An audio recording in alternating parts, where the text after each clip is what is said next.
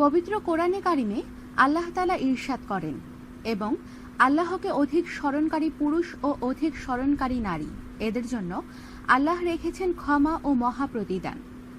তাই মুসলমান হিসেবে আমাদের উচিত বেশি বেশি আল্লাহ তাআলার জিকির করা। জিকির বিষয়ে অভিজ্ঞ আলেমরা বলেছেন, কিছু জিকিরগুলো নিয়মিত আদায় করলে মৃত্যুর পর জান্নাত প্রাপ্তি ও আল্লাহ তাআলার সন্তুষ্টি অর্জন সহজ হয়। জিকিরগুলো হলো, প্রতিদিন 100 বার করে সুবহানাল্লাহ পাঠ করলে 1000 সওয়াব লেখা হয় এবং 1000 গুনাহ ক্ষমা করা হয়। আলহামদুলিল্লাহ জিকির মিজানের পাল্লাকে ভারী করে দেয় এবং এটা সর্বোত্তম দোয়া। লা ইলাহা ইল্লাল্লাহ সর্বোত্তম জিকির। সুবহানাল্লাহ ওয়ালহামদুলিল্লাহি ওয়া লা ইলাহা ইল্লাল্লাহু আল্লাহু আকবার, এই বাক্যগুলো আল্লাহ তাআলার নিকট অধিক প্রিয় এবং নবী করিম সাল্লাল্লাহু আলাইহি সাল্লাম বলেন, পৃথিবীর সমস্ত জিনিসের তুলনায় আমার নিকট অধিক প্রিয়। যে ব্যক্তি সুবহানাল্লাহি ওয়া বিহামদিহি প্রতিদিন 100 বার পাঠ করবে, সমুদ্রের ফেনা পরিমাণ গুনাহ থাকলেও তাকে মাফ করে দেয়া হবে।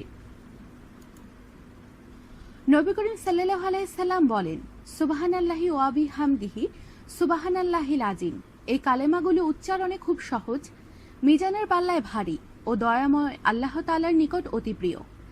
যে ব্যক্তি সুবহানাল্লাহিল আযীম ওয়া বিহামদিহি পাঠ করবে, প্রতিবারে তার জন্য জান্নাতে একটি করে খেজুর গাছ রোপণ করা হবে।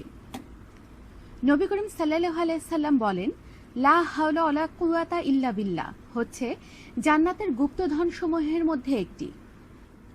নবী করিম সাল্লাল্লাহু আলাইহি সাল্লাম বলেন, সুবহানাল্লাহ ওয়ালহামদুলিল্লাহি ওয়া লা ইলাহা ইল্লাল্লাহু আল্লাহু আকবার, এই কালেমাগুলো হচ্ছে অবশিষ্ট নেক আমলসমূহ। হযরত নবী করিম সাল্লাল্লাহু আলাইহি সাল্লাম বলেন, যে ব্যক্তি আমার প্রতি একবার দুরূদ পাঠ করবে, আল্লাহ তাআলা তার প্রতি 10 বার রহমত বর্ষণ করবেন। ইসলামী স্কলারদের অভিমত হল, সাল্লাল্লাহু আলাইহি ওয়াসাল্লাম পাঠ করলেই দুরূদ পাঠের বরকত পাওয়া যাবে। নবী করিম সাল্লাল্লাহু আলাইহি সাল্লাম আরো বলেন, যে ব্যক্তি আমার প্রতি সকালে 10 বার এবং বিকালে 10 বার দুরূদ পাঠ করবে, সেই ব্যক্তি কিয়ামতের দিন আমার সুপারিশ পাবে।